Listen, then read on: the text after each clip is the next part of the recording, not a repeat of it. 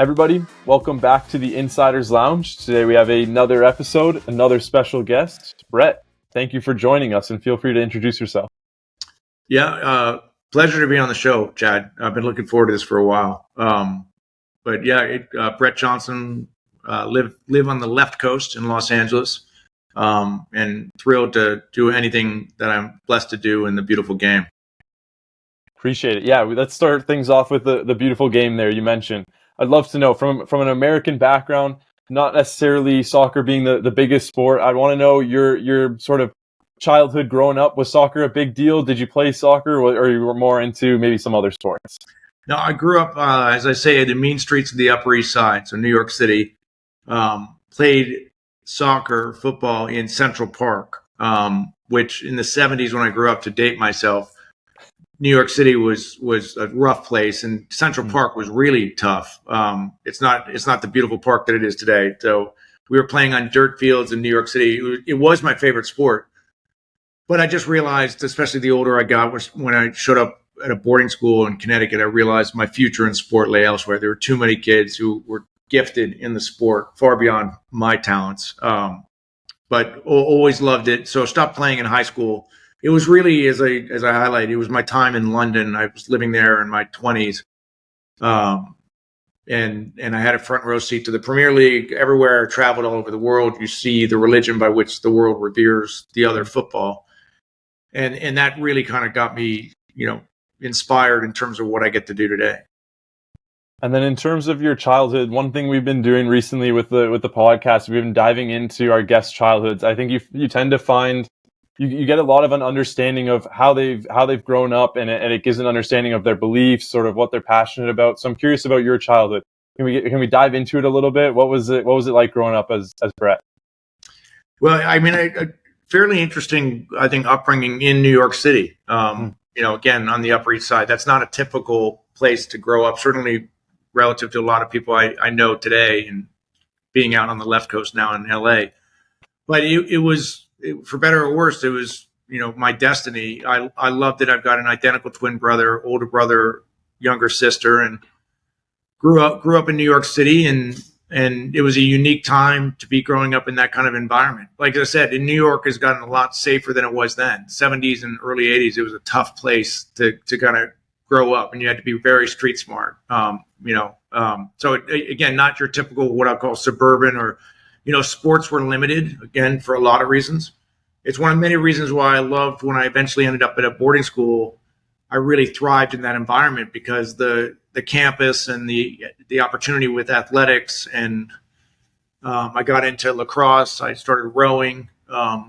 Anyway, some real prep school sports at least certainly at that time. But in the meantime, I cherish having the opportunity to grow up in New York City, and I'm happy that I'm not raising my family there. I see my kids are surfing 3 days a week in LA, so they're certainly on a different path than I was. No, definitely. I want to make sure I get this next part right. You have a BA in history from Brown, and then your MBA from Pepperdine. And I'm curious if we can dive into sort of your college experience, your thoughts, and then also your sort of future thoughts on, I guess you could call it the modern education pathway. Where do you believe sort of education is heading, and where do you see, I know you have kids yourself, so where do you see sort of the pathway or the future of education for them? Well, I ended up at Brown because of my identical twin brother. He was a very good high school rower, and I played lacrosse, and he was recruited to row at Brown. And I was certainly not recruited to play lacrosse at Brown, but my brother convinced me to throw an application in, and I think the crew coach, maybe he was smart. I think he got a package deal because I decided to row when I got to Brown. But I ended up at Brown solely because of my identical twin brother. Otherwise, I was going to pursue playing lacrosse and go somewhere else. But love the fact that I ended up at Brown. Felt very fortunate to be there. And one of many things that I'm very proud of is that the development that I have in Rhode Island, the stadium I'm building, is actually right on the Brown racecourse. So the stadium is adjacent to where the Brown crew team obviously has their home racecourse. But the difference was when I was rowing at Brown, again, to date myself, 30 years ago, that was a very rough patch of land. It was a brownfield site. Both sides were basically homeless camps. Not exactly what you'd call prime riverfront real estate. But now we're transforming it, cleaning it up, and going to build, after the stadium, we'll build a lot of housing. So have a massive, massive sort of social and economic impact in that area. But just to get back to your question, I was always passionate about history. I love the subject. I always kind of knew I'd go into business. My parents are both entrepreneurs, so I kind of have that in my DNA. But I didn't feel the need to kind of study. I just wanted to study what I really was passionate about and what resonated with me. So, and Brown has a fantastic history department. And then as far as Pepperdine's concerned, I was thrilled. I did an executive MBA while I was running a company. So I was doing it on the weekends, but I love my association with Pepperdine. It's a fantastic school. And increasingly, I think the world needs more of schools like Pepperdine, faith-based schools that I think just really know what they stand for. But as far as education is concerned, I mean, I feel very fortunate with the schools that I had the pleasure and the honor to be able to go to.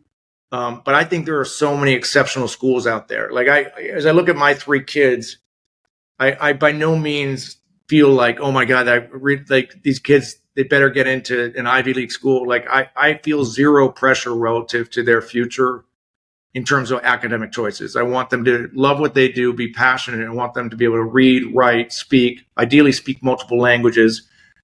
And where their academic journey takes them, I'll be very, very supportive of, as long as, they're committed to it. Again, I'm happy for them to go to any school they would want to, but they've got to be committed to at least going through the journey, if you will. And then once they get their degrees, I just want them to be young, capable, responsible, ambitious kids.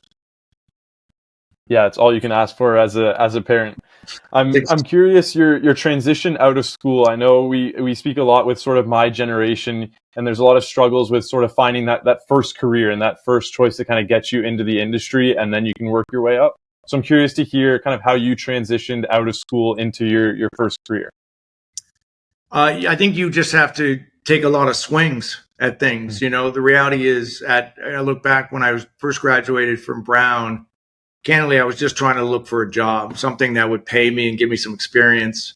I decided I wanted to move to the Bay Area. So after graduating from Brown, I moved to San Francisco, which was an incredible time to live in that city.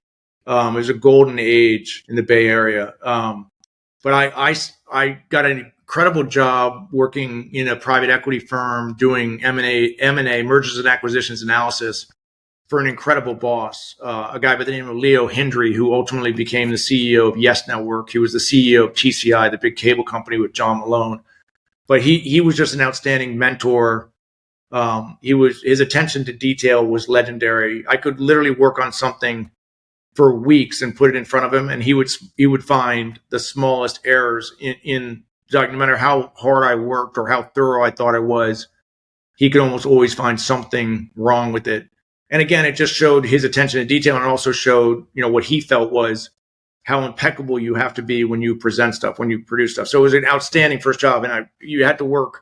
Sunday was a work day there, and it wasn't an option. You basically, if you wanted to work, you were coming in on Sunday as well. So, but I realized my personality is not geared towards crunching numbers, if you will. So I ultimately ended up pivoting and joining a computer accessory company called Targus, a guy in England who invented the very first computer carrying case, which at Targus at its peak was $700 million global company.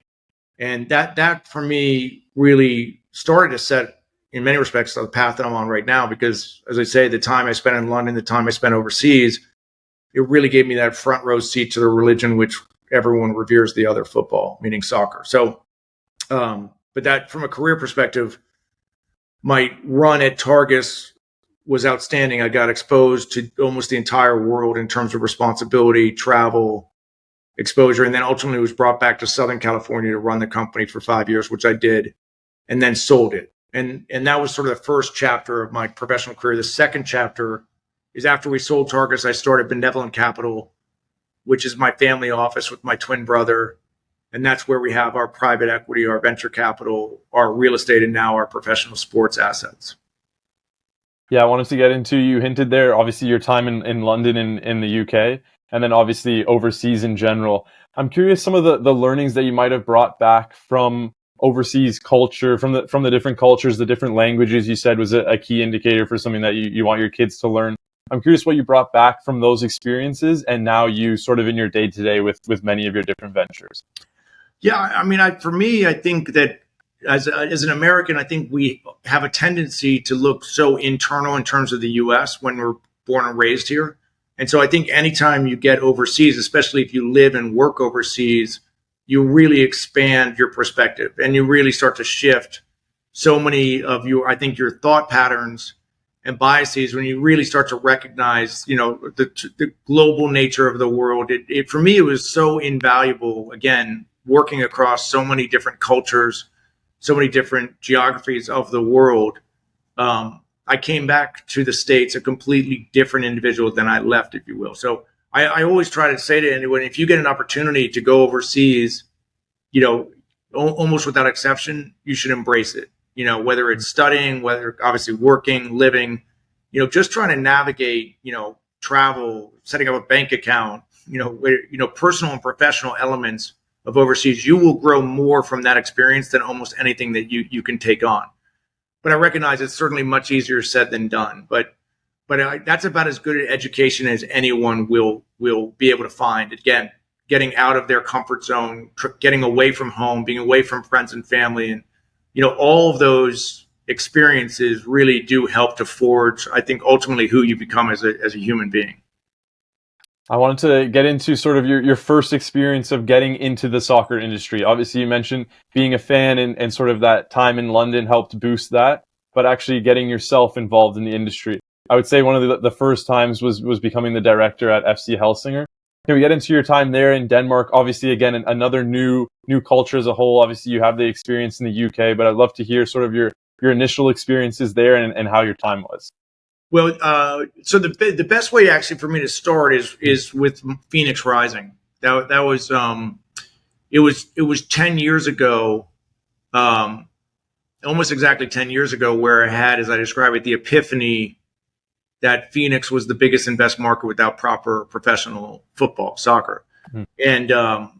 And long story short is I saw an opportunity with USL, United Soccer League, and I bought a franchise called Arizona United, ultimately rebranded it to Phoenix Rising, was really blessed to bring in an incredible group of primarily local partners, so Phoenix-based partners, and we built a stadium in a great location. Didier Drogba came and joined our ownership group, finished up his career with us. So, as I said, as I kind of like to say, that experience really set the stage for obviously everything all the doors that's opened up since then. But Helsinger, I was involved with through my relationship with Jordan Gardner. And I invested some money and I joined the board with Helsinger. But a great deal of our ownership during that time was during COVID. And actually, amazingly, I never, ever was able to go visit on site. Because also at some point, as we were starting to look to phase out of Helsinger, Ipswich started to ramp up. And I really started to spend much more time on Ipswich Town. But in short, for a decade, I've been very fortunate to do what I do with the beautiful game. It started with Phoenix. It's extended to Ipswich Town. And then the project I spend the most amount of time on is my USL championship team in Rhode Island FC. Yeah, before we get into your time at Rhode Island, I'm curious the biggest differences you find between the American market and the European market as a whole, especially when it comes to football. Obviously, you have your experience now with Ipswich, with Phoenix. You've sort of been able to build Phoenix from the ground up, so you have a clear idea and a clear vision of the two. So I'd love to hear your biggest differences and some of the insights that you found between the two. Well, I've become, as I kind of described, one of the greatest American advocates of promotion and relegation. Helsinger, when we acquired it knowing it was about to be relegated. But then during our ownership, we were able to get it promoted back up. And then obviously Ipswich Town, we've seen 2 back-to-back promotions back up to the Premier League. I had the benefit last November of being part of the Phoenix Rising Championship in the USL. Obviously, no promotion here in the United States, which if I have anything to do with it, I'd love to see USL adopt promotion and relegation. I think games of consequence, both from a fan perspective and from a player perspective, is tough to beat. It's just so much more compelling. Every game matters, every point matters, every goal matters. So there's no off night, and you're either working to kind of go up or you're working to avoid going down. And that's, it's about as American a construct as I can imagine. It's ironic that we don't have it here in the States. So before we get into more of the soccer side, I wanted to get into, obviously, you have Benevolent Capital with your brother. Can we dive into did I get the name right there? Okay, good. Benevolent, you get an A for it. Well done. So you obviously started that in 2005 with your brother. What were some of the first initial sort of inspirations to get that off the ground? And can you kind of talk through some of the journey that you've gone through so far with your brother and some of the companies that you've invested in, the projects that you're involved in? I'd love to hear more on that side as well. Yeah.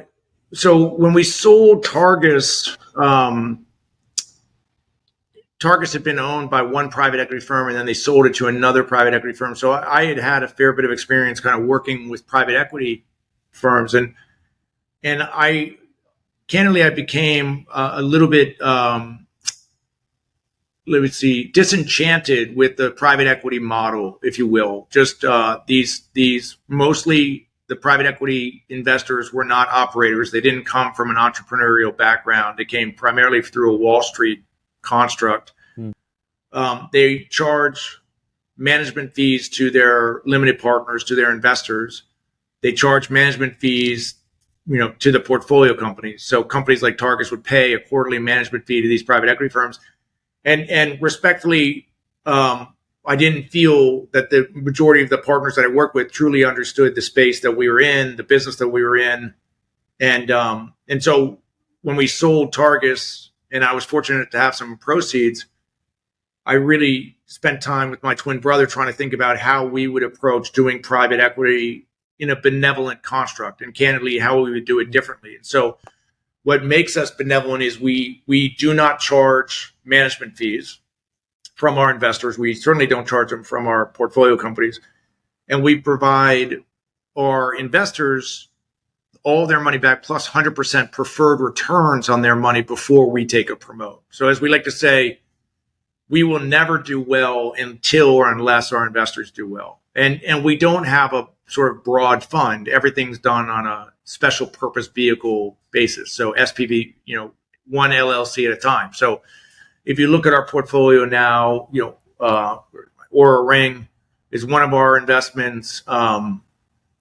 We have Athletic Brewing, the leading non-alcoholic beer, 800-pound gorilla in that space, doing phenomenally well. And just an eclectic portfolio. We've got a nice AI investment. We're very pleased with how that's doing. An Amazon SaaS business.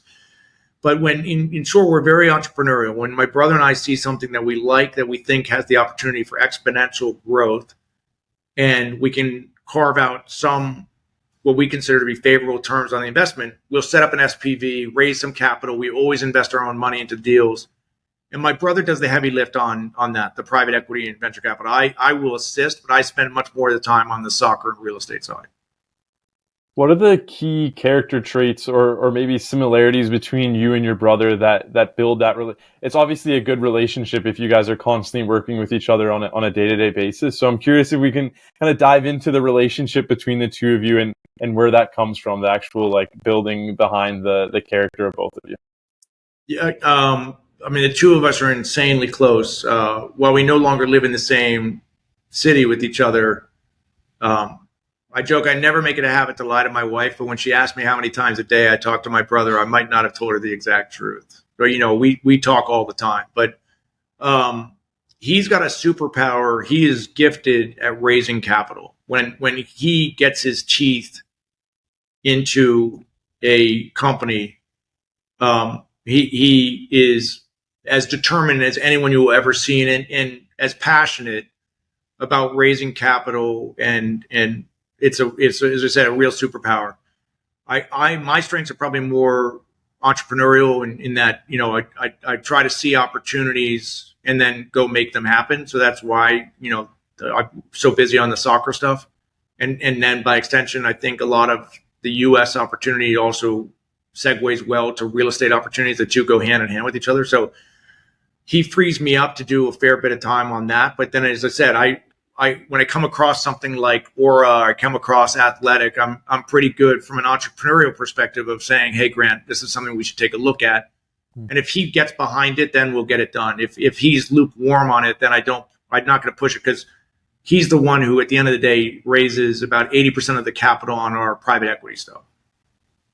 Yeah, so he's kind of the final say, I guess you could say. There's no 50-50 split. You have to make sure. It's got to clear the Grant Johnson hurdle. If I can't get it over his investment committee, and the reality is we only have so much bandwidth, because these deals consume a lot of his time and attention, and you don't. We like to try to sort of under promise and over deliver in terms, because we don't, again, without a dedicated fund, we have to work with entrepreneurs and kind of say, look, we'll go out to market, but it's going to take us, realistically, from start to finish, it takes about 3 months to get it done if you're going to do it right. And Fortuitous Partners, where does that come into play now? I know they sort of can complement each other between the two, so I'd love to hear more on that side of things. So Fortuitous is my real estate development arm, anchored by professional sports stadiums. So Rhode Island is really the birth of Fortuitous Partners. I have a partner on the East Coast who's been with me since inception in terms of what I'll call the epiphany in terms of bringing the beautiful game to Rhode Island. And he's really the one who deserves, as I like to say, the disproportionate amount of credit for getting that project done, up and running. Fortuitous initially came out of a program in the United States that was called the Opportunity Zone program. It still exists, but basically it was a construct where primarily high net worth family offices, if they have capital gains, if you invest your capital gains into an Opportunity Zone business, after a 10-year hold, all the appreciation on that investment can be tax-free. And so when I learned about that product, I started thinking about, if I could set up a professional sports team in an Opportunity Zone, I could figure out a nice marriage between those tax benefits, that program, and what was increasingly the desire from high net worth family offices to get into sports as an asset class. So that's exactly what I did with Rhode Island. We set up the team. It's a qualified Opportunity Zone business. And then all of the real estate surrounding the stadium is in an Opportunity Zone, which would allow the same construct. It would allow investors to go into multifamily housing, build that up, cash flow it through the rents, and then after 10 years, sell it. And so I love the program. I mean, in Pawtucket, Rhode Island, where we're building our stadium and building the housing, is a market that was on the wrong side of a lot of decisions. They lost their baseball team. They lost their hospital. One of their primary employers is Hasbro, was, also threatening to potentially leave Pawtucket when my partner and I came in and won the RFP to build the stadium on the waters of the Seekonk River in Pawtucket, right outside of Providence. So again, very proud of what we're doing to bring investment, sizable investment, into a critical neighborhood that, if not for this program, the Opportunity Zone program, might not be able to pencil this thing out. So I think we're a perfect example of how public and private partnership can come together. And if it's got the right incentives, really good things can happen. I want to kind of use a building block system to get to Rhode Island eventually, but I want to first dive back into Phoenix. You mentioned how you sort of had an epiphany behind getting a professional sports team, but a professional soccer team in that market. Where did that come from? What was the inspiration behind that? I was watching the MLS Cup finals in 2014, and Don Garber, the commissioner of MLS, was talking specifically about all the markets that MLS was looking to expand into. And he mentioned Orlando, Atlanta, Nashville, Minneapolis. I mean, it was 10 years ago, but in short, he mentioned a bunch of phenomenal cities, but he didn't mention Phoenix, Arizona. And I remember turning to my wife after the game and being like, how is MLS not in Phoenix, Arizona? And how did the league just announce a bunch of markets on their roadmap, and Phoenix is not even on it? So I told her I wanted to buy the rights to an MLS franchise, or raise the money to buy the rights to a franchise. And I wanted to call it Phoenix Rising. I had the name. For whatever reason, that name had come into my head, and I was very, very excited about that one. But But in short, I started doing research and realized that there's United Soccer League, and started educating myself on that. And at that time, it was very clear that USL was kind of the pathway, the chosen pathway to MLS. And so, long story short, I bought a stake in Arizona United, which was the USL team in the Phoenix market. I kind of recognized that the pathway was really controlled by that ownership group. So I bought it, and then eventually we started bringing in some great investors. Diplo, Pete Wentz from Fallout Boy. I got Frank Yallop to come join as a head coach. Frank used to play for Ipswich. He was a very successful coach in MLS. But we ran into some trouble where we lost a lease in a great stadium in Scottsdale, and we had to move out to Peoria, Arizona, which was tough. I mean, it was just tough because it was a great stadium, but it was just not in a good location relative to our fan base. Anyway, then that's what ultimately led me to have to bring in new investors, and that's where we were able to rebrand it, and we built a modular stadium in a great location, as I like to say. And once we did that, we kind of never looked back. It seems the Rhode Island project is almost like a childhood love story, I guess you could say, something that you've been passionate about from young. I'm curious sort of with the initial build out. So they're obviously playing their initial season now, their first season, but the stadium is the big project. Can we get into more of the stadium and sort of the idea that you had behind that? Was that something you had from the beginning, that while initiating the process of the team, you also thought of the stadium? Yeah. So initially it was clear, it's not rocket science, but if you look at what saved MLS, or maybe said in the positive, what took MLS to another level, was when Columbus Crew opened up their soccer-specific stadium. MLS getting out of big NFL stadiums where, even if they sold 20, 30,000 tickets, it still looked empty.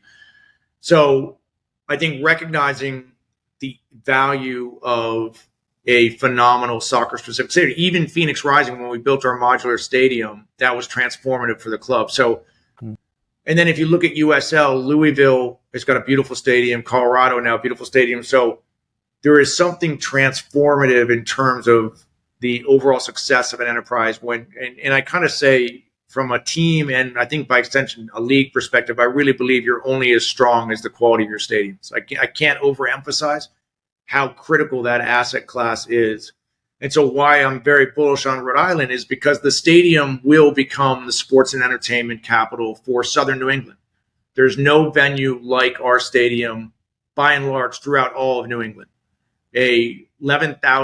Approximately 11,000 seat, multi-purpose stadium, rectangular stadium, right off I-95, the major highway, right outside of Providence, near a light rail that gets you downtown Boston in less than an hour, not too far away from Boston. But already we're starting to get inbound on our stadium from different leagues and organizations, different clubs, that again, for they will never ever sell out Gillette. They will not. Other than Taylor Swift, no one's selling out Gillette right now. And so, but increasingly, you go to a great football match in a great stadium, soccer specific, where there's not one bad sight line, one bad seat in that house. People will pay for that experience, and they don't even need to be a soccer fan. They just will know they're watching a special, event under that scenario. And LAFC is a good example in my backyard. That BMO, I think, is the name of the stadium now. But anyway, there's not a bad seat in the house. It's a 22,000 seat venue in LA. They probably could have made it 40,000, but they chose, I think, to make it smaller or keep it small. And there's literally not one seat in that stadium that you wouldn't be happy to sit in. Where do you gain inspiration from and sort of motivation to do these different projects, attempt these different things that might seem sort of out of this world, not even within the soccer landscape necessarily, but just in general across your sort of structure that you've been able to build now? Well, Rhode Island came when I heard that the Pawtucket Red Sox were leaving the state of Rhode Island. They were leaving the city of Pawtucket. They were leaving Rhode Island. And the 4 years that I went to school in Rhode Island, I was very aware of how beloved that franchise was. It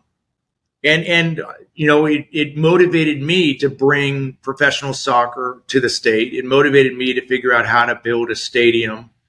And I was fortunate enough to figure out how to make the public-private partnership between the state, between the city of Pawtucket, and between Fortuitous and my investor group, how to square all that. So none of it was easy, but it's absolutely all worth it. And, I feel at the end of the day, especially soccer teams, as you know, they become part of the community. And, I really dislike when I see all these other teams pick up and leave their markets, for different pastures, if you will. And so anyway, I like the loyalty almost inherent in terms of, with the rare exception of a couple soccer teams that have moved, but by and large, these soccer teams become literally part of the fabric. So I'm excited to tap into the incredible pride and beauty of Rhode Island. And again, I'm confident that we'll start with the team and build up a great sort of level of support. But I think over time, where Rhode Islanders, I hope and expect that they'll have a lot of pride, is taking people to go to the stadium, going into events, not just soccer games, but go to concerts and go to other sports events, because they no longer have to go to Boston or New York to see outdoor sports. It seems you've got a lot going on. You're a part of 3 teams. You're working with your brother. You've got a family. How do you keep a good work-life balance? The family helps because, at the end of the day, when I'm not traveling, I like to be home having dinner with them. I like to, read my kids' books at night. My number one job is as a husband and a father. And, I love what I get to do. And for me, the shift to being an entrepreneur, it wasn't easy, but now that I've kind of passed the crucible of the test of whether or not I could stomach being an entrepreneur, I wouldn't do anything else. I really I enjoy working candidly for myself, if you will, and being able to pick and choose the projects that I pursue, the people that, I surround myself with. Almost always, they're always better and brighter than I am. So again, I like to say it all the time with total humility. I feel very, very blessed with everything I get to do. And it's taken me a while. And I think, to go back to one of your early questions, it takes a little while to figure out, I think, what we're meant to do, and what really resonates with us. But so I don't think anyone's born knowing that. And I don't think anyone comes out of graduates from college. And, I think you have to have some level of faith that you're kind of heading in the right direction and that all of it's leading towards something. But I probably gained as much experience from my bad jobs and for some of the stuff that I really didn't enjoy doing, wasn't passionate about, but I stuck with it. I learned something about it, and kind of all that collectively adds up to eventually, developing who you are as an individual, and then ultimately what you do, I think, day in and day out. But if 10 years ago, when I was at some real dark moments with the original franchise with Arizona United, if I had not been able to trade through that, I think I potentially would have pivoted back to just trying to find a job, running a company or working in a company, kind of what I call W-2.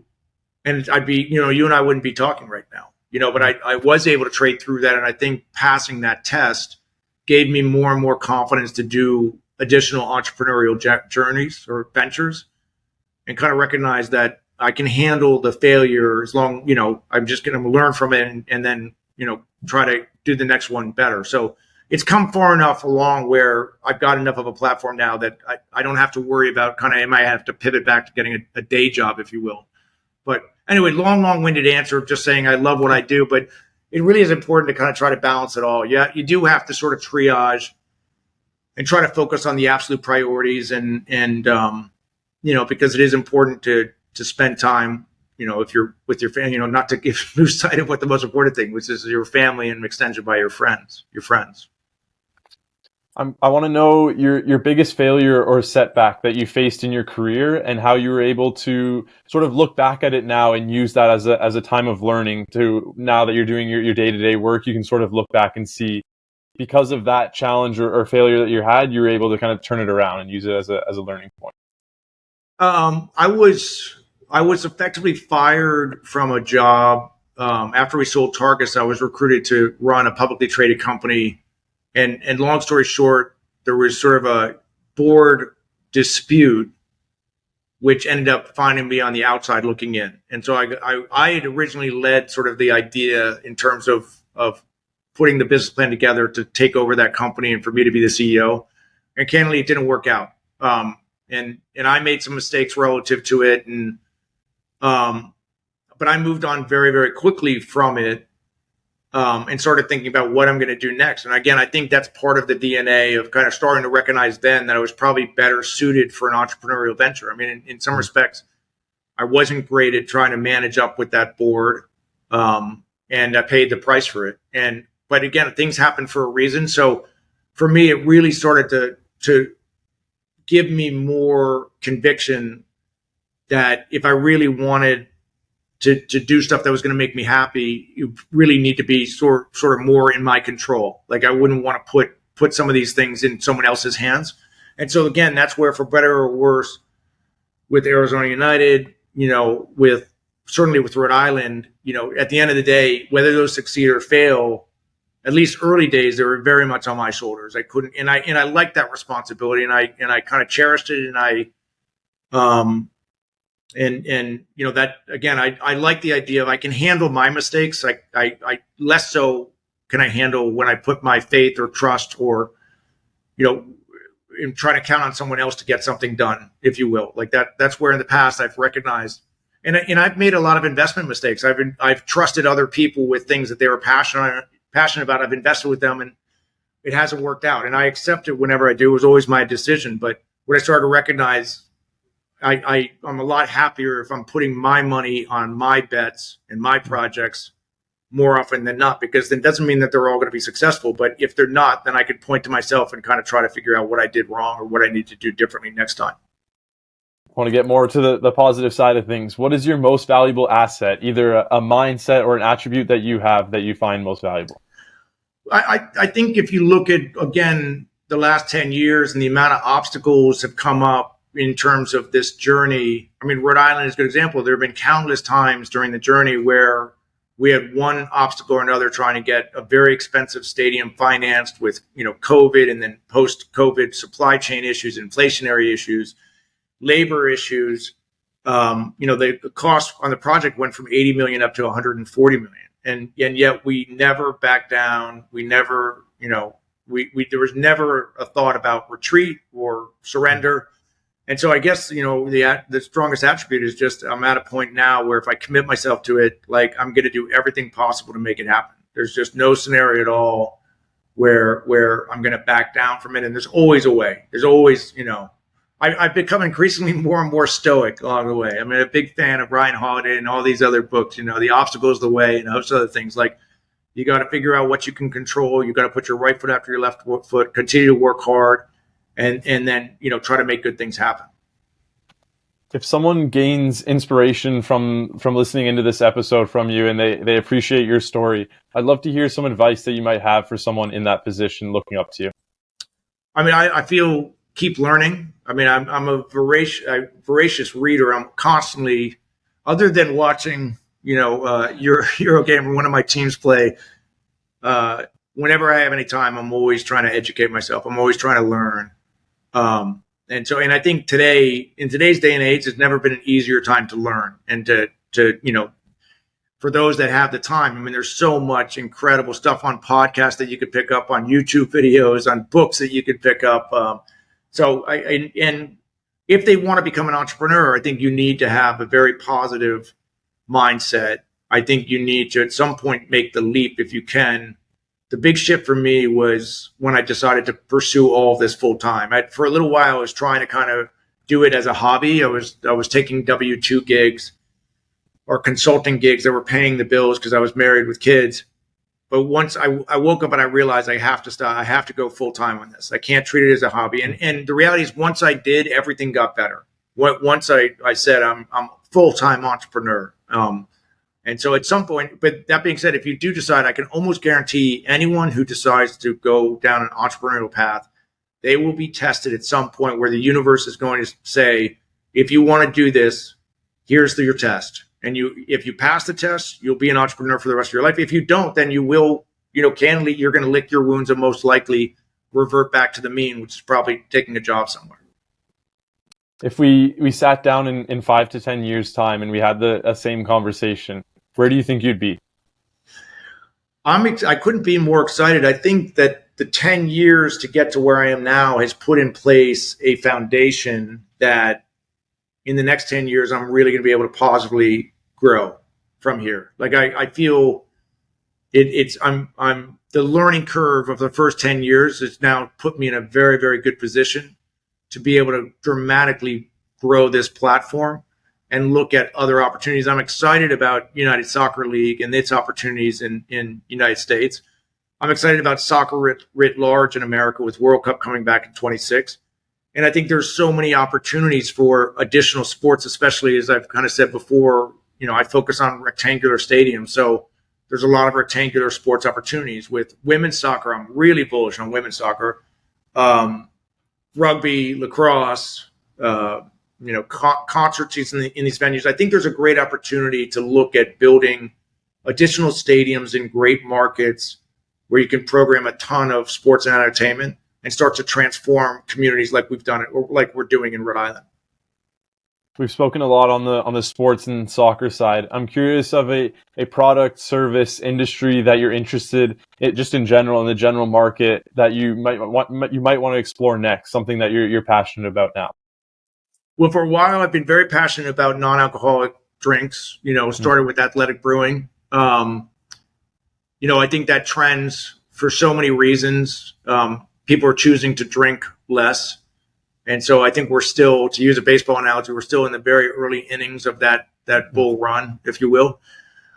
I like products like Oura that track, wellness products that track your sleep and your recovery. I mean, I wish I had this when I was rowing. I'm sure it would have told me some things that, would have been very important all those decades ago. But no, I'm fairly agnostic. I mean, I love to see entrepreneurs that are doing great stuff, and if there's opportunities to invest with them, and if I've got some extra bandwidth from a capital perspective, I like to get involved with them. But it's an exciting time in terms of so many stuff that's going on, and including, obviously in the technology front and sports and technology and the merging of the stuff and data, but it's a big, big world out there, and what I struggle with is trying to figure out which horse to bet on, if that makes sense. How do you find your next opportunities? It seems that your brother's sort of the back end, where he's the final say to make sure things can go through, but it seems you're the one that's sort of out there looking at the market, seeing what's next. A good question. I mean, I think it's why I like the name Fortuitous, is like just fortuitously things come into all of our lives, and you kind of just got to be open and receptive to it. But it's, I can think about so many different times where it was fortuitous that I was listening and I'm watching the MLS Cup game when Don Garber was talking about the expansion of the league. It was fortuitous that I ran into someone that told me that the Paw Sox had just announced that they were leaving Rhode Island. Fortuitous that a family friend brought an athletic IPA, non-alcoholic beer, to a barbecue I was hosting, and I tried it and said, "Look, I got to invest in this company. It's that good." So many things is. I guess it's a long way of my saying that increasingly what I've realized is if I have an idea that I like or someone, then I want to pursue it. Like, instead of just saying, God, I think Phoenix would be a great opportunity for a soccer market. It's okay. Well, if you believe that, then make it happen. Or if someone should bring professional soccer to Rhode Island, it's not me just turning to someone and say, hey, I hope someone will do this one day. It's okay. If you think it's that good an idea, then do it yourself. We'll wrap things up here with some quick fire questions.